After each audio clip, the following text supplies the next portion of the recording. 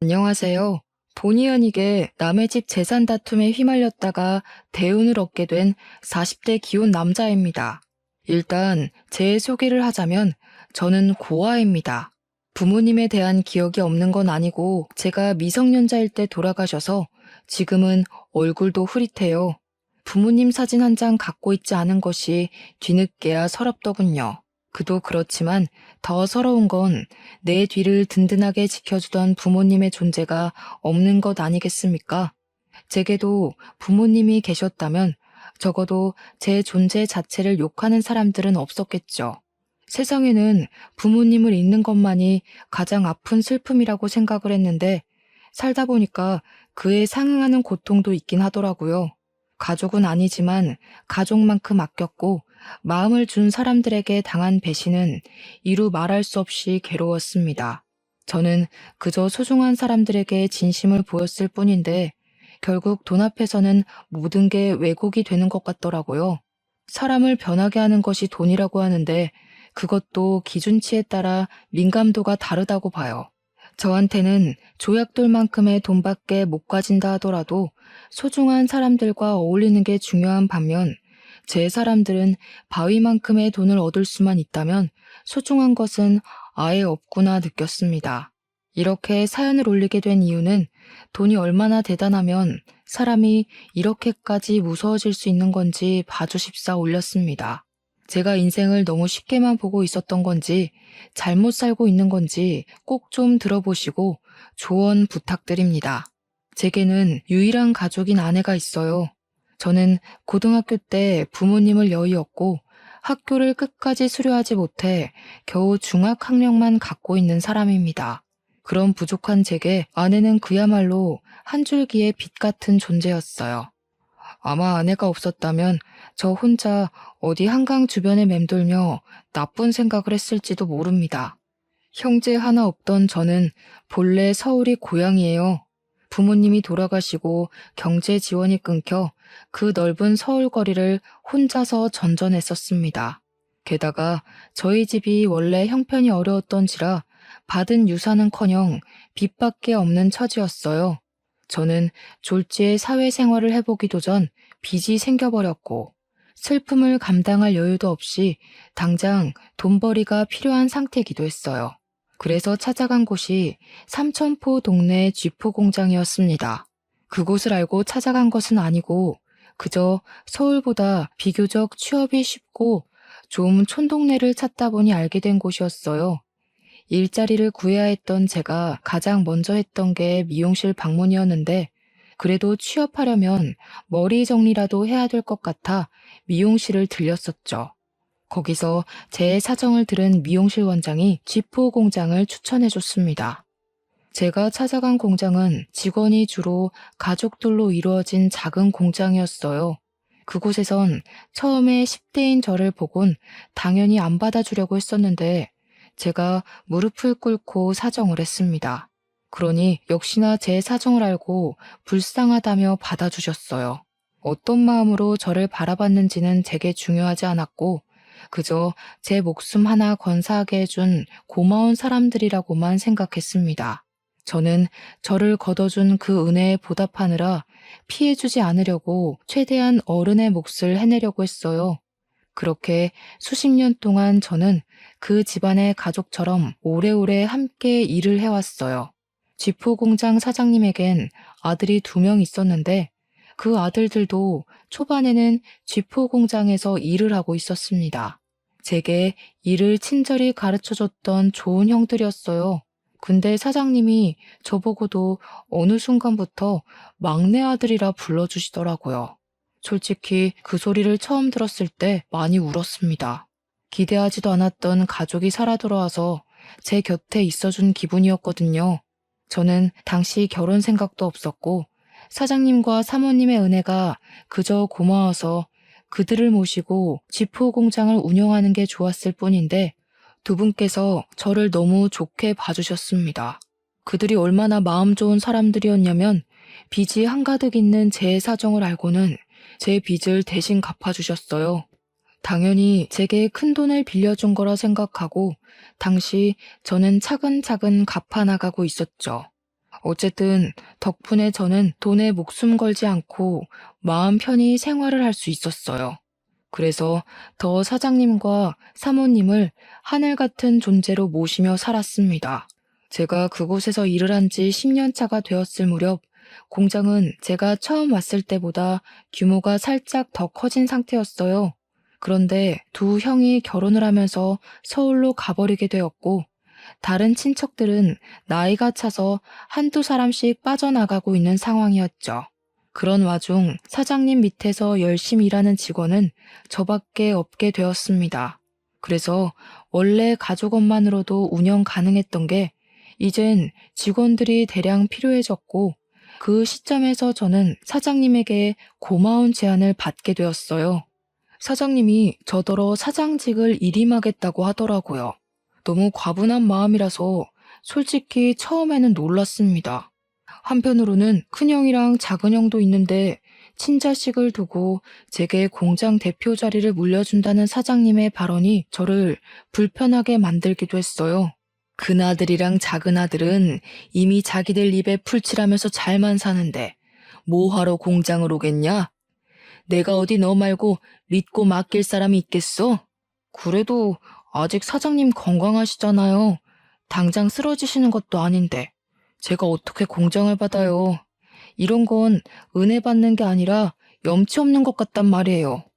나도 노후엔 여행 좀 다녀봐야지. 둘 있는 아들은 서울 가서 지네 가족들 챙기느라 부모는 들여다보지도 않고 있는데 하나밖에 없는 막내 아들 덕은 좀 봐야 하지 않겠어? 너도 내 아들 아니냐? 애비를 죽을 때까지 굴리고 싶은 거야? 사장님은 끝까지 제게 사장 자리를 넘겨주려고 했습니다. 제게 말은 일부러 세게 하기도 하고 제가 곤란해 할 말을 서슴지 않으면서도 죄책감은 느끼지 않도록 어쩔 수 없는 이유를 억지로 만들어내기도 했어요. 제가 죄책감 갖지 않도록 설득하는 사장님의 말은 사실상 생각해보면 틀린 부분은 없습니다. 사장님 말대로 큰형, 작은형은 이미 서울에서 직장 생활 중이기에 공장을 이어받을 수 없는 상황이었거든요. 사장님 건강은 당시 아직 정정한 상태였지만 미리 후계자를 뽑아서 인수인계를 해야만 공장이 타격 없이 돌아가기 때문에 정황상 제가 물려받는 게 맞긴 해요. 다만 제가 걱정이 되었던 건 사장님이 아들이라고 불러주니 저도 여태 사장님과 사모님을 아빠, 엄마라고 생각한 거지 진짜로 혈육이 아니잖아요. 그런데 혈육 아닌 사람에게 온 세월 바쳐 일궈낸 자산을 물려주겠다고 하니 제가 다 미안했습니다. 정작 사장님과 사모님은 괜찮아 보였는데 말이죠. 그러나 별 수 있었겠습니까? 할 수 없이 제가 공장을 물려받았고 그 뒤로 저는 정말로 두 은인에게 더 잘하고자 효도를 하는 수밖에 없었어요. 그렇게 몇 년을 더 사장님과 바짝 붙어 다니며 인계를 받았습니다. 그런 와중에 공장에 있던 경리가 결혼한다고 일을 그만두면서 다른 사람을 뽑게 되었는데 고맙게도 새로운 경리가 바로 제 아내 되는 사람입니다. 면접은 제가 봤어요. 솔직히 비즈니스에서 사심이 들어가면 안 되는 거 알지만 아내가 정말 제 이상형과 가까워서 뽑게 되었습니다. 뽑고 나서야 근무적인 부분에서 부족함이 있으면 어쩌나 걱정이 되었는데 다행히 아내는 일도 야무지고 칠칠 맞지 않았고 곧잘 하더라고요. 덕분에 저는 아내에게 더욱 빠지게 되었고 출근할 기분이 나서 구름을 타는 것 마냥 붕붕 뜬 시간을 보냈어요. 제겐 첫 여자였던 아내에게 감히 고백할 생각은 못하고 저 혼자서 남몰래 마음만 키워갔어요. 그런데 놀랍게도 한날 아내가 먼저 제게 호감을 표시해 주더라고요. 아내가 하는 말이 자기가 호감을 느낀 것도 사실이지만 먼저 고백을 할 수 있었던 건 제 얼굴에 감정이 다 티가 나서 제 마음을 모를 수가 없었다고 했어요. 제가 자신을 좋아한다라는 걸 확신할 수 있었기에 아내도 고백할 용기가 있었다고 했습니다. 참 멋없는 시작이었지만 그래도 좋았습니다. 저는 그렇게 제게 과분한 아내와 사귀게 되었고 결혼까지 약속하게 되었어요. 정말 감사하게도 사장님은 제가 친아들처럼 혼수까지 해주시더라고요. 괜찮다고 나도 모은 돈 많다고 했는데도 사장님은 늘 제게 고마운 말로 저의 입을 다물게 했습니다. 아들한테 혼수 안 해주는 부모도 있다냐? 자식이 진짜 나를 닮기라도 했나? 와이프 되는 사람도 참 이쁜 여자로 골랐다. 나도 네 엄마랑 결혼하려고 몇 년을 쫓아다녔는데 쓸데없는 소리 한다 또. 균성아, 필요한 거 있으면 우리한테 얼마든지 말해. 신혼집은 당연히 남자가 해가야 되는 거 알지? 집은 공장이랑 가까운 데로 계약했는데 시간 나면 괜찮은지 보고 와라. 남자는 태어나서 딱 3번만 울어야 된다는데 저는 그날로 3번째 울음을 보였어요. 부모님이 돌아가셨을 때 처음 울었고 사장님이 아들이라고 불러주셨을 때 2번 울었습니다. 그리고 제게 든든한 부모가 되어준 사장 사모님의 마음을 선물 받았을 때 3번째로 울게 되었네요. 저는 결국 사장 사모님의 고집을 꺾지 못해 작은 아파트까지 선물을 받아버렸어요. 형들도 와이프까지 데리고 삼천포로 내려와서 제 결혼을 축하해주는 성의를 보여줬고요. 저를 지지하는, 사랑하는 사람들이 전부 제 곁에 있었습니다. 정말 완벽한 삶이라 생각했어요. 저는 가족이 없는 고아인데 마치 가족이 있는 느낌이라서 고아 신세가 전혀 서럽지 않았습니다. 그래서 평생 이제 행복할 일만 남았다고, 내가 과분하게 받은 이 행복을 보답할 일만 남았다고 생각했습니다. 하지만 누가 그런 소리를 했던 기억이 있는데요. 너무 행복하면 크게 들뜨지 말라고 불행이란 브레이크가 찾아온대요. 그 말이 망상은 아니더라고요. 살아갈 이유가 가득하기만 했던 제게 부모님을 잃었을 때와 같은 고통이 닥쳐왔습니다. 그 문제는 제가 존경하는 사장님의 병세가 악화되기 시작했을 때부터 일어났어요. 사장님은 쥐도 새도 모르게 찾아온 암 때문에 발견 즉시 시한부 선고를 받았습니다. 그 때문에 사장님의 친아들 2명과 제가 병실에 한데 모인 적이 있었어요. 그렇게 모이게 된 건 제 결혼식 이후 오랜만이었습니다. 오랜만에 같이 얼굴 보니까 좋네. 다름이 아니고 내가 시간이 얼마 안 남았잖아. 살아있을 때 재산 정리를 좀 하고 싶어서 불렀다. 그 자리에서 사장님은 자기 멀쩡할 때 재산 얘기를 하고 싶었다고 하면서 입을 떼기 시작했어요. 당연히 저는 남의 일이라고만 생각했습니다. 다시 말하지만 가족처럼 살긴 했어도 저는 친가족이 아니잖아요. 그런데 사장님이 하는 말은 제게도 충격이었어요. 사장님이 큰형, 작은형 얘기를 먼저 하면서 둘에게 지분을 40%씩 똑같이 나눠주고 나머지 20%는 약소하지만 제게 떼어줄 거라고 하시더라고요. 사장님 재산에서 20%면 무려 8억 가까이나 되는 돈이었습니다.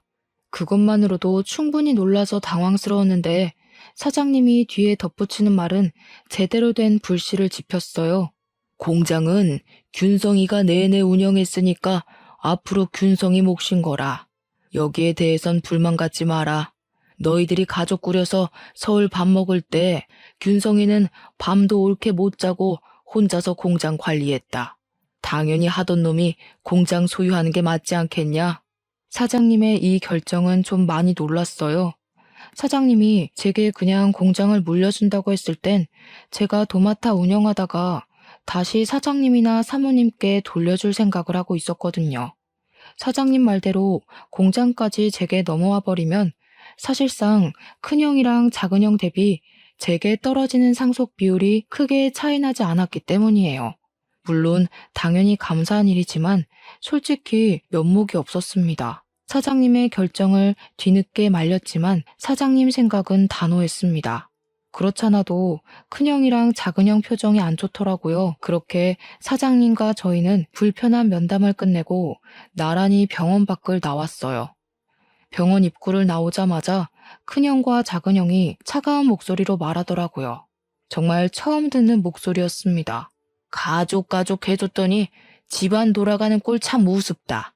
안 그래 균성아? 넌 좋겠어. 아무것도 없이 우리 가족 안에 들어왔다가 재산까지 받게 생겼으니까. 이 정도면 인생 역전 수준 아니냐? 고아가 억대 자산가가 됐네. 그러게 말이야. 아무리 그래도 친자식만큼 받아가는 건 좀 아니지 싶다. 어떻게 굴러 들어온 돌이 박힌 돌을 빼려고 하냐? 우리 없는 사이에 아빠한테 얼마나 알랑방귀 낀 거야. 대단하다. 역시 두 형은 재산 때문에 기분이 안 좋은 듯 했습니다. 그래서 저는 형님들에게 나는 아무것도 받지 않아도 된다고 사장님을 내가 설득해 보겠다고 했더니 큰형이랑 작은형이 손사래를 치면서 그렇게 나오면 자기들이 나쁜 놈 되지 않냐고 그냥 받으라고 하더군요. 그렇게 떠나버린 형님들은 서울 잘 도착했냐는 제 문자를 대놓고 씹었습니다. 사랑하는 형제들과 사이가 틀어져 버린 것 같아 많이 속상했어요.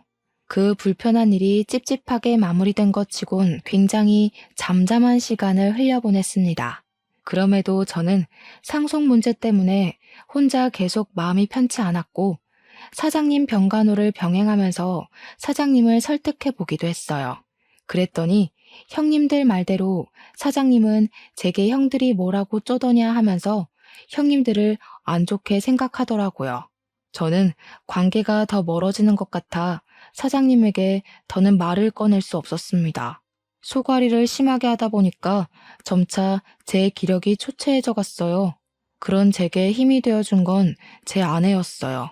아내는 언제나 제 선택을 존중하겠다고 했고 제가 무슨 선택을 해도 내 잘못 아니니까 너무 상심하지 말라며 위로를 했어요. 그러면서 매일같이 맛있는 밥을 차려주고 약도 챙겨주고 열심히 제 내조에 힘을 썼죠. 저 때문에 제가 사랑하는 사람들 사이에 균열이 생기는 것 같아서 솔직히 두려웠고 다 버리고 떠나고 싶기도 했거든요. 그런데 아내를 보고서 제가 할 수 있는 데까지 노력해보고자 마음을 단단히 먹을 수 있었어요. 하지만 역시나 저의 찝찝했던 기분은 괜한 것이 아니었나 봐요. 어느 날 새벽에 사모님한테 전화가 왔는데 저더러 집에 좀 와줄 수 있냐고 하는 겁니다. 전화상으로도 느껴질 만큼 사모님 목소리가 안 좋았어요. 바로 일어나 옷을 갈아입는데 아내도 깨서는 같이 가자고 하더라고요.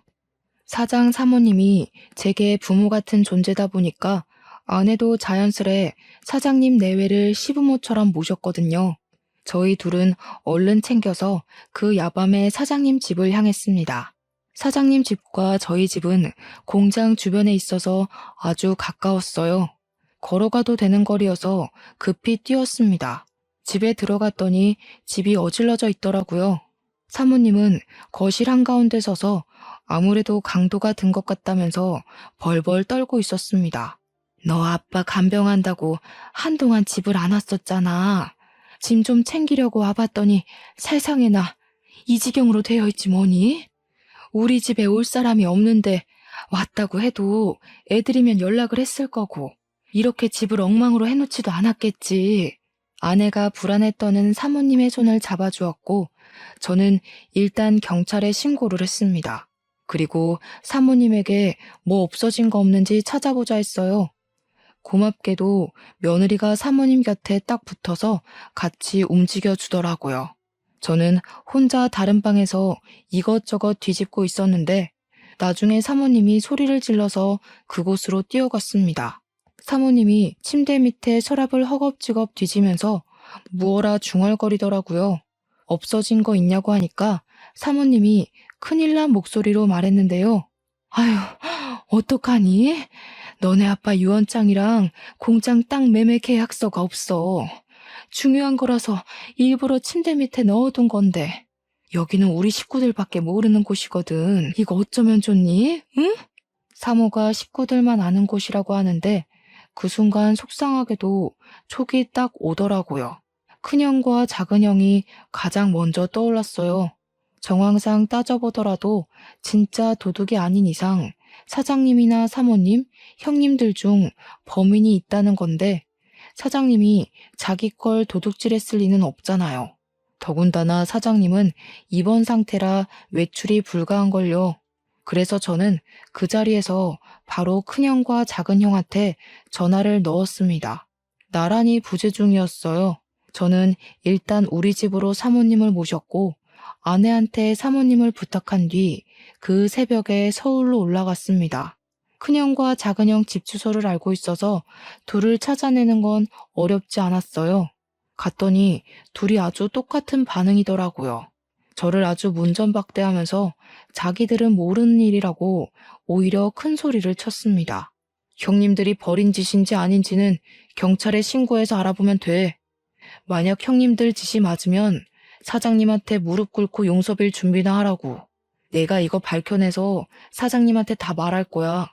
이렇게 돈에 눈 멀어서 부모님 속 썩일 거면 차라리 상속받지 마. 우리 다 아무것도 받지 말고 예전처럼 지내자고. 저는 선포 같지 않은 선포를 하면서 속상한 마음까지 토로하고 집으로 돌아왔습니다. 제가 뭐라고 형들에게 상속받지 말라 참견을 했는지 이해 안 되실 수도 있어요. 저도 제 존재가 이해 안 됐거든요. 그럼에도 형들한테 그렇게까지 오지랖을 부리고 싶었습니다.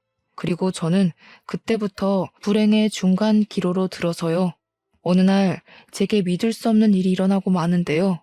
공장 앞에 주차해놨던 제 차를 좀 빼달라고 누가 새벽에 전화를 한 날이었습니다. 한 번도 그런 연락을 받은 적이 없는데 그날 새벽에 모르는 번호로 그런 의문의 전화가 왔고 저 때문에 잠에서 깬 아내를 두고 잠깐 외출을 했어요. 공장 앞으로 나가 제 차 주변을 맴돌았는데도 사람은 보이지 않더라고요. 그래서 제게 걸려온 전화번호로 다시 연락을 해보았습니다. 그리고 그날의 기억은 여기까지가 마지막이었어요. 제가 한눈 판 사이 웬 괴한이 제 머리를 둔기로 후려쳤거든요. 고통도 느껴지지 않을 만큼 머리가 울리면서 눈앞이 새하얘졌습니다. 쓰러진 줄도 몰랐던 저는 정신을 잃어가던 중에 순찰하던 경찰차 불빛을 봤어요. 그리고 그 불빛에 비친 괴한의 신발도 눈에 들어왔죠. 그렇게 더는 기력을 쓰지 못하고 혼절해 버렸습니다. 제가 다시금 정신을 차렸을 때는 병원이었어요. 제 옆에서 아내가 울고 있더라고요. 제가 일어난 걸 본 아내는 급히 의사를 데려왔고 의사가 소견을 말하길 급소를 피해서 맞았기 때문에 뇌진탕으로 무사히 넘길 수 있다고 했습니다. 그렇다고 다행일 순 없는 게 조금만 잘못 다쳤다면 그대로 즉사했을 정도로 위험했다고 하더라고요. 아내는 제가 살았다는 생각에 다리에 힘이 풀려서 오열을 했어요. 그러면서 아내가 제 기억에는 없는 얘기를 서럽게 호소하는데 하는 말들이 뭔가 상황이 잘못되었다는 걸 암시하고 있었어요. 사장님 돌아가셨어. 근데 당신이 죽였대. 당신이 그런 거 아니잖아. 도대체 무슨 일이 있었던 거야? 누가 당신한테 그런 짓을 한 거야? 당신도 피해자라고 내가 계속 말했는데 사장님 아들분들이 말도 안 되는 증거물 얘기까지 하는 바람에 다들 당신이 사장님한테 해코지한 줄 알고 있어. 그날 그렇게 의식을 잃은 저는 무려 5일 동안 깨어나지 못하고 내내 기절해 있었다고 했습니다. 아내가 지난 3일 동안 장례식장과 내 병실을 오가면서 지냈었는데 분위기가 많이 안 좋았다고 했어요. 그 원인이 저 때문이라서 아내도 사장님 발인까지는 함께하지 못하고 쫓겨났다네요. 그러니까 당시 제가 사장님을 죽인 가해자라고 여론이 몰려있는 상황이었다는 겁니다. 사장님 장례식장에서 큰형이랑 작은형이 알 수 없는 증거물을 기반으로 저를 가해자로 몰았다고 했어요. 그 증거물은 다름 아닌 공장 주변 CCTV였대요. 제가 공장 주변 사장님 집에서 사장님 재산을 불법적으로 빼돌리려고 했는데 그때 운 좋게 괴한이 공장 털러 왔다가 나를 공격했고 지나가는 경찰에게 발각되어 저를 잡았다는 말도 안 되는 얘기였어요.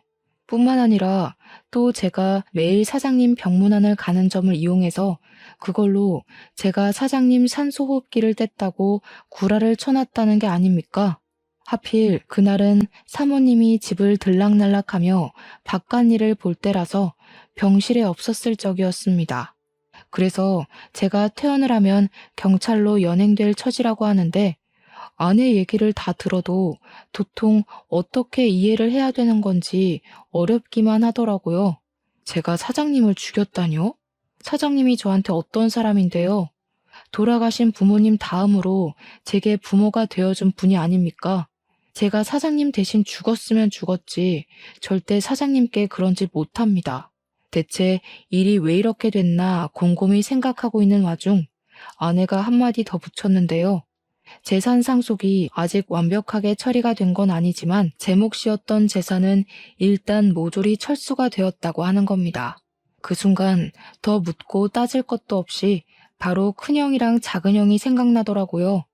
이 형들이 돈에 미쳐서 이젠 사람까지 해코지하려 드는구나 싶은 거 있죠. 막 나가는 형들을 이대로 두면 안 될 것 같았습니다. 저는 아내한테 폰을 달라고 했고 당장 사모님한테 전화를 걸었어요. 사모님이 계속 부재 중이더라고요. 아내 말로는 아마 사모님도 제게 큰 실망을 했을 거라고 하더군요. 공장 직원들한테까지 제 소문이 안 좋게 퍼져서 저는 이미 사장직에서 쫓겨난 상태이기까지 했습니다. 너무 기가 막혔습니다. 저 완전 짜고 치는 계획에 걸려든 거잖아요.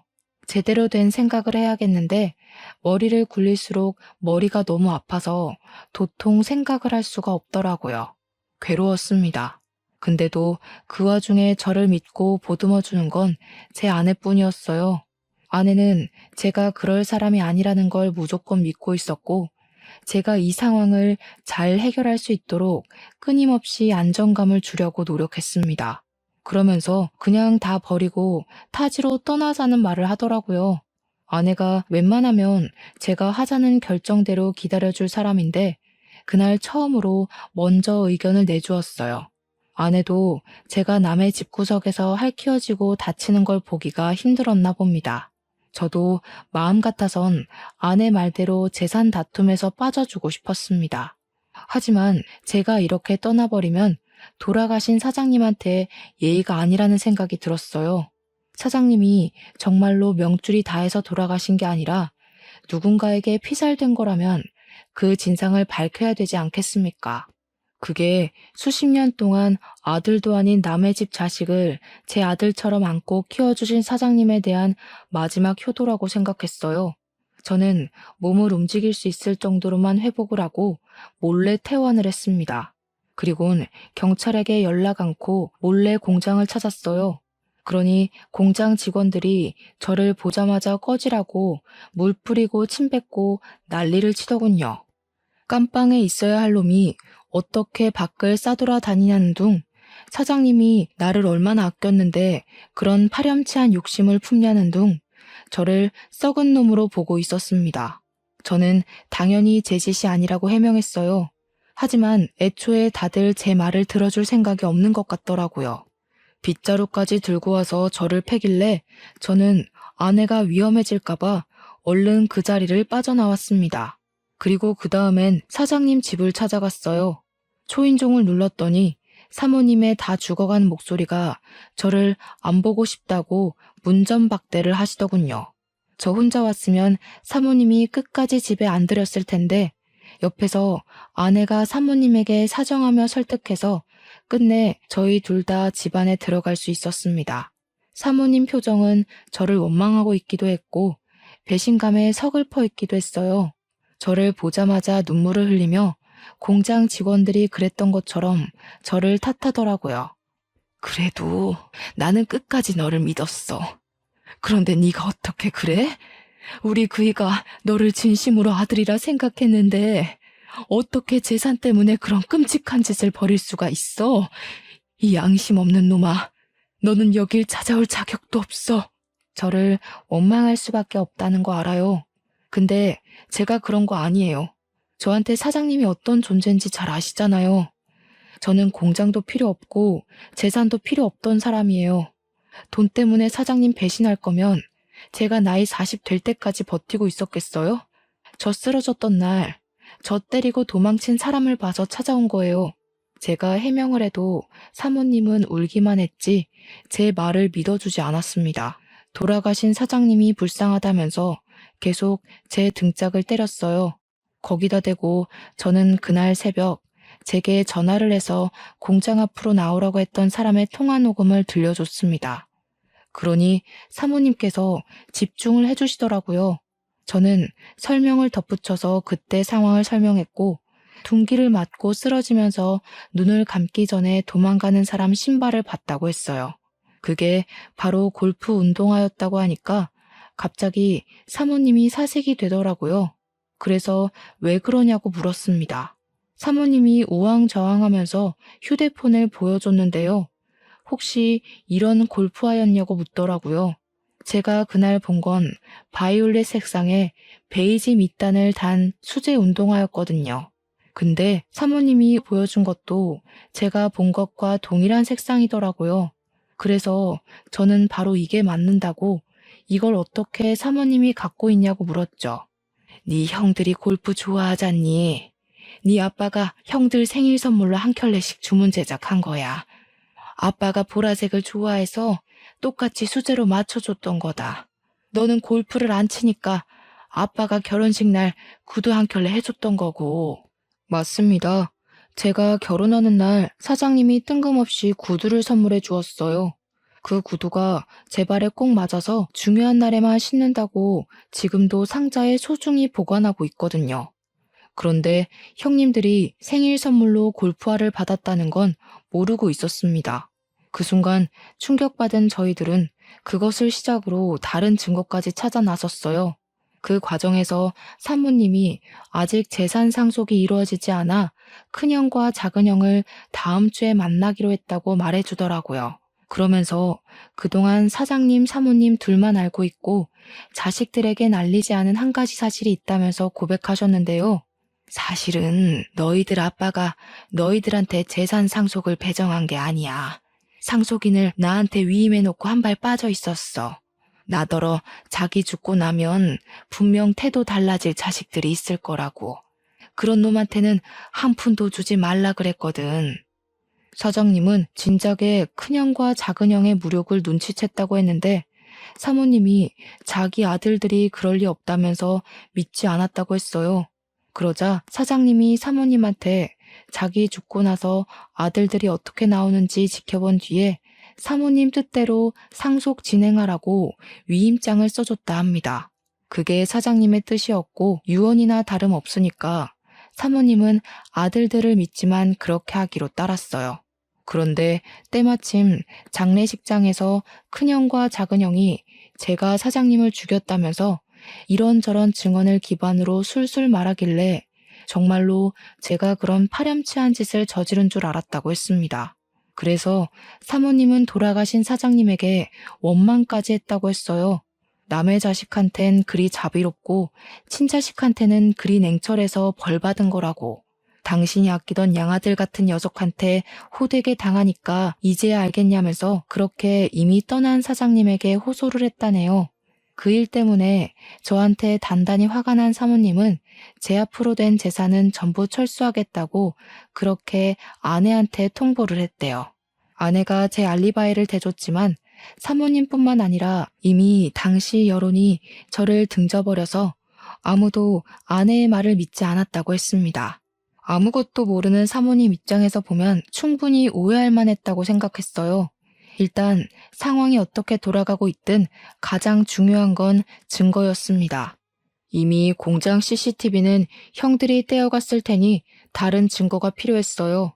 마침 그때 아내가 뾰족한 수를 말해주더라고요. 그날 새벽 제가 차 앞에 갔다면 혹시 블랙박스에 현장이 남아있지 않겠냐고요. 아차 싶더라고요. 제가 둔기에 맞았을 때 경찰차가 멀찍이에서 나타나는 바람에 가해자가 급히 도망갔다는 게 떠올랐습니다. 그렇다면 당연히 그들이 제 차에 있는 블랙박스는 차마 손대지 못했을 거란 말이죠. 그들도 당황해서 차 블랙박스까진 생각 못한 것 같더라고요. 얼른 제 차로 가서 블랙박스를 확인했더니 역시나 증거 영상이 고스란히 남아 있었습니다. 너무 안심했어요. 이것만 있어도 형들의 진술은 거짓이라는 게 밝혀질 거였습니다. 그 뒤로 저는 스스로 경찰을 찾아갔습니다. 그리곤 그날 발생했던 사건 진위를 전부 고백했고 제 알리바이를 조사하기 시작한 경찰도 뭔가 이상함을 감지했는지 원래 접수됐던 신고 내용이 어딘가 모르게 부실하다는 느낌을 받은 것 같았어요. 그래서 그 시간부로 경찰은 큰형과 작은형을 조사에 착수했죠. 제 일은 금방 서울경찰로 연계되었습니다. 얼마 뒤 큰형이랑 작은형이 나란히 잡혔다는 연락을 받고 저랑 아내 그리고 사모님은 같이 서울로 올라갔어요. 서에 도착했더니 큰형이랑 작은형이 저를 보자마자 살인자 새끼라고 삿대질을 하는 겁니다. 이 새끼가 감히 누구한테 누명 씌우려고. 형사님들, 저 녀석 말 들으면 안 돼요. 제가 아들이잖아요. 저 녀석이 우리 가족한테 들러붙을 때부터 수상했다고요. 제대로 확인해 보시라니까요. 큰형은 끝까지 제 탓을 했고 작은형은 저한테 쌍욕까지 일삼았습니다. 하지만 저는 잠시 대꾸를 참고서 묵묵히 경찰에게 제 입장을 표명했어요. 그리고 병원 CCTV도 구석구석 확인해 볼 것을 따로 요구했습니다. 병원 CCTV에 좀 당황했는지 큰형이 옆에서 사기치지 말라며 제 멱살을 잡더라고요. 뻔뻔하게 어디서 주작질이야? 네가 만들어낸 증거인 줄 모를 것 같아? 그래봤자 네가 우리 아빠 재산 빼먹으려고 들러붙어 있던 사실은 안 바뀌어. 거지새끼 걷어줬더니 자기가 진짜 친자라도 되는 줄 아나. 어디서 감히 우리 아빠 돈을 탐내? 겨우 이것밖에 안 되는 사람이라는 게 놀랍다. 돌아가신 사장님이 불쌍하네. 친자식이라고 둘씩이나 있는 아들들이 어떻게 지나가는 똥개만도 못할까? 그렇게 사장님 돈 독식하고 싶었어? 사장님 호흡기까지 손댈 만큼 돈에 미쳐 있었던 거야? 입 닫아. 네가 뭘 안다고 주제넘게 나불거려? 네가 아들이라고 해봤자 현실은 피 한 방울 안 섞인 고아 새끼 아냐. 네 부모가 죽기 전에 그리 유언 남기디? 남의 집에 빌붙어서 재산 빼먹고 살라고? 자꾸 사장님 돈이 형 돈인 것처럼 얘기하는데 그러는 피 섞인 형들은 고아 새끼인 나보다 못나서 재산 비율도 나랑 비슷하게 책정받은 거 아니야? 자기보다 잘난 사람한테 시기하는 건 우월감이 아니라 열등감이야. 형들 지금 열등감 덩어리 같아. 그때 더는 덤빌 말이 없었는지 큰형이 제게 손을 쓰려고 하더라고요. 나이 말고는 저보다 나은 게 없는 것 같은데 제가 그런 못난 사람한테 주먹을 왜 맞아주겠습니까? 당연히 형 주먹이 날아오르기 전 제가 먼저 박치기를 해서 큰형의 코피를 터뜨렸어요. 큰형 바로 저를 놓고 비명을 지르며 구부러지더라고요. 눈물이 찡 올라온 모습이었습니다. 형들이 날고 기어봤자 상속은 이미 사모님 몫이야. 날 제거할 게 아니라 사모님한테 효도를 했어야지. 그 정도 나이 먹고도 내가 하나하나 가르쳐줘야겠어? 무슨 소리야? 엄마 몫이라니. 아빠가 이미 우리한테 상속한다고 구두 약속했잖아. 유언장에도 그렇게 쓰여있다고 어디서 사기를 치려고 해? 바로 확인시켜줘? 유언장은 분명 의문의 강도에게 도난당했을 적이었습니다. 작은 형은 자기가 어떤 실수를 하고 있는지 모르고 있는 것 같더라고요. 신기하네. 유언장은 얼마 전 도둑 맞았는데 형 말은 꼭 그 유언장을 갖고 있다는 걸로 들린다. 뭘 조작해놨든 그 가짜 유언장이 뭔 소용이겠어. 이미 사장님이 사모님한테 상속인 위임했어. 사모님한테 위임장도 따로 있고. 아, 이렇게 말하면 너희들 엄마도 해코지한 뒤에 나한테 누명 씌울 건가? 큰형이랑 작은형은 계획이 틀어졌다는 것에 크게 당황하며 표정으로 드러냈습니다. 뭔가 잘못되고 있다는 걸 얼굴로 티냈어요. 그 와중에 병원 CCTV를 확인하러 갔던 경찰한테서 연락이 왔는데요.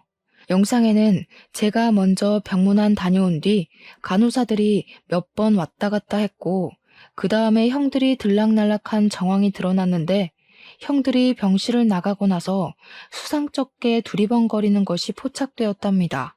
그리곤 몇 분 뒤에 다시 병실로 들어간 간호사가 순간 급하게 뛰쳐나오더니 의사를 불러와서는 병실에 있는 사장님 침상을 끌고 임종실로 옮기는 게 드러났다네요. 형들 집을 압수수색한 경찰들도 형들 집에서 위조된 유언장과 절도한 땅 문서까지 발견했다고 했습니다. 빼도 박도 못하고 쉽게 발각된 증거들 때문에 큰형과 작은형은 더 이상 할 말을 잃고 좌절했어요. 그리곤 그제야 저와 사모님께 용서를 구하면서 악의는 없었다고 무릎을 꿇었습니다. 형들은 더 지체할 것 없이 그 자리에서 구속이 되었어요. 연행당하는 아들들을 보면서 사모님은 울며 불며 자식들을 패기 시작했습니다. 도대체 균성이한테 무슨 짓을 한 거냐? 아무 잘못 없는 아이한테 왜 그런 짓을 했어? 너희들이 그러고도 사람이야? 이제 네 아빠 얼굴을 어떻게 보니? 그래도 내 배 아파 낳은 자식이라고 끝까지 편을 들었는데 어떻게 엄마 마음을 이렇게 찢어 놓을 수가 있어? 며느리는 사모님을 보필하면서 주저앉는 사모님을 보듬어 주었습니다.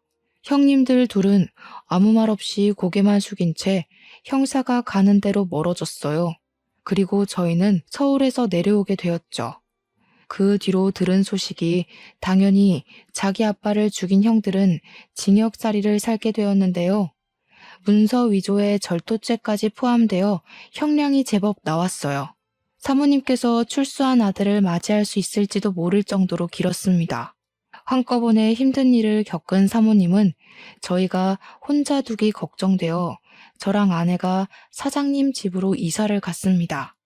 현재도 사모님을 모시고 살고 있어요. 저는 다시 공장 대표 자리를 찾았고요. 사모님이 제게 사장님 재산의 70%를 떼주었습니다. 나머지 30%는 패 죽일 놈도 아들은 아들이라고 몫을 조금 남겨놓아야겠다고 하더군요. 그게 사모님의 괴로운 마음에 조금이나마 위안이 된다면 저도 사모님 뜻을 충분히 존중해 줄 수 있습니다. 그리고 저를 오해했던 공장 직원들도 당연히 오해가 풀렸고 제게 사과를 했어요. 사장님 아들 욕까진 차마 더 하지 못하더라고요. 어떤 분은 잘 알지도 못하고 저를 막대했다는 죄책감에 일을 그만두기도 하셨습니다. 제 아버지뻘 같은 분이셨는데 일을 참 우직하게 잘하셨던 분이거든요.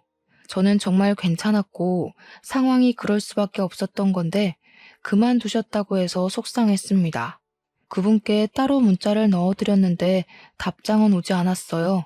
그분께서 혹시 라디오 사연을 들으신다면 죄책감 가질 필요 없다고 그저 당신도 군중 심리에 이용당한 피해자가 아니냐고 위안의 말씀 올리고 싶네요. 다른 직원분들과의 관계는 더할 나위 없이 돈독해졌습니다. 아직은 다들 제게 죄책감을 갖고 있는 것이 눈에 보이지만 이마저도 관계 회복의 과정이라 생각하고 그들의 시도 때도 없는 사과를 자연스럽게 받아들이려고요. 이렇게 폭풍 같은 지옥이 지나고 나니 좋은 일들이 수두룩하게 찾아오는 것 같아요. 정말 기쁘게도 저희 부부에게 축복이 찾아왔어요. 저번 주에 제가 바빠서 아내랑 사모님이 같이 산부인과 가서 초음파 사진을 찍고 왔는데 아기가 아직 너무 콩알만해서 우리 아이인 게 실감나지 않더라고요. 아들일지 딸일지는 모르겠지만 우리 예쁜 아내를 닮았으면 좋겠다는 생각을 해요. 그리고 저 또한 내 자식으로 찾아와준 우리 축복이에게 부끄럽지 않은 아빠가 되도록 노력할 겁니다. 무엇보다 건강하고 가진 것에 감사하며 살 줄 아는 바람직한 아이로 키울 거예요. 너무 과분한 바람은 아니겠죠? 말을 하다 보니 덜컥 겁이 나서 제가 잘할 수 있을지 모르겠네요. 아이 기다리는 일이 원래 이렇게 긴장이 되는 건가요? 다른 아빠들도 다 그렇겠죠? 아무튼 저랑 아내 그리고 제게 어머니와 같은 사모님까지 저희는 곧 새로 생길 식구인 아이를 만날 그날만 손꼽아 기다리면서 한동안 설레는 시간을 보낼 것 같습니다. 다소 지저분했을 사연이었는데 중간에 채널 돌리지 않고 집중해줘서 감사해요. 청취자분들 인생은 태풍 길 없이 산들바람만 이는 삶이길 바랍니다. 행복하세요.